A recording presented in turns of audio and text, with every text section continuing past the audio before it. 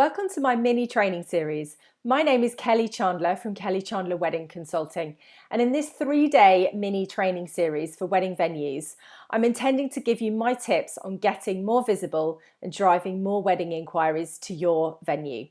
So before I dive on in to day 3, this is the final day of my mini training series, just a quick refresher on who I am. As I said, my name is Kelly Chandler. I consult for wedding locations. I help unique wedding locations thrive in the modern wedding market. So I do this via training, group training, and one-to-one training, as well as one-to-one consulting programs. So I'm passionate about unique special venues doing the very best that they can. So in this very quick training series, it's just a few minutes. You can go back and look at day 1 and day 2 by looking back on some of the links. And in this day, on this training day today, I'm going to cover the topic of how do you inspire your customers or your potential customers to take action and make that inquiry. So let's dive on into that. So the one thing I want to share with you is the know, like, trust factor. This is something that you may have heard being spoken about, but it's really, really key towards your modern millennial customer. They want to know you, to like you, and then they will trust you. And when they feel comfortable that all of those things are met, then they'll take action. More and more couples are researching their suppliers, their potential, their venues, everything, for their wedding and obviously in their lives in general. So they're putting a lot of work beforehand into really knowing who they are potentially going to be working with. So it's not a quick transaction. It is something that you need to work at building a relationship with your customers before they will take action. So this might well be something that's going on for several months. It could well be before they've got engaged, and it will certainly be they will want to really get to know you and what your venue and your people offer before they take that action. So how do you build that trust factor?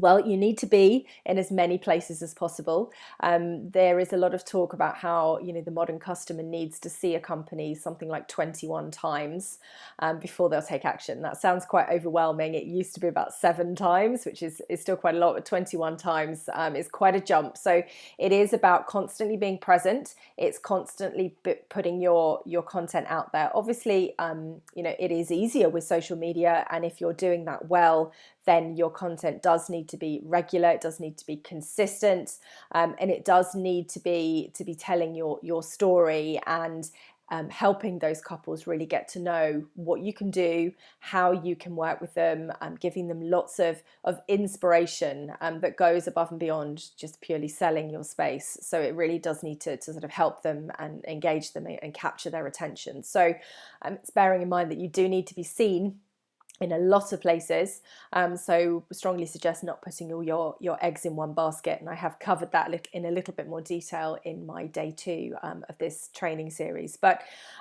making sure, in order for them, as I say, to take action, you need to be consistent. You need to be constantly out there. You also need to be consistent, even if you think they're not watching. I've had a lot of experience of this with my business, where you're working hard to put a lot of blog content, a lot of social media content, and you wonder if people are actually viewing it because they're not necessarily commenting or liking or sharing and doing all of those things. But actually, they often are watching, and people don't always want to make themselves make it known that they're actually watching. So do be consistent, carry on with what you're doing, and repeat. Don't be afraid as well to sometimes it can feel like you're putting a lot of content out there and you're repeating some of what you have already said, bearing in mind that most of your audience will not be religiously watching all of your content or seeing all of it. So in order for them to see it 21 times, you need to be putting it out there a lot more times than that.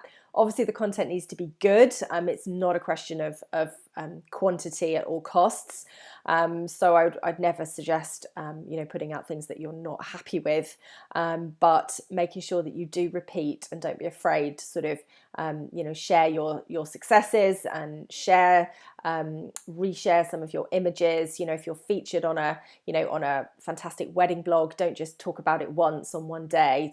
Plan some content that you can talk about that for several weeks to come, and again seasonally, and dig it up the next year as well. So some of these things are a good bit of recycling is very possible, to help build that know, like, trust factor that your millennial customers really need before they will take that action. Now, obviously, you're doing all of this. One crucial point is, if you want them to take action and make an inquiry with you, don't forget to ask them to do that. That might sound obvious, but in all of your social media and on your website, make sure that it's really clear how they inquire with you. Make that really visible. Make it really pop out to the, to visually to someone's eye of how they get in touch, and make that easy. Bear in mind that your typical customer is, invariably unable to speak during the day. They're unable to make phone calls, so you certainly need to make your email process incredibly easy for them. I always tend to prefer a mix of contact form and also separate email address, because not everyone likes a contact form, but make it easy for them to get in touch and make it friendly, so that they feel that they are able to just send that inquiry very quickly and very easily. Make it visually attractive. Ask a few questions that show interest, but not too many questions that can be off-putting to them. So don't forget to ask, and let them know that there's a friendly voice and a friendly face at the end of their email to answer any questions that they might have. So there we go. Those are my tips to you today to inspire those customers to take action.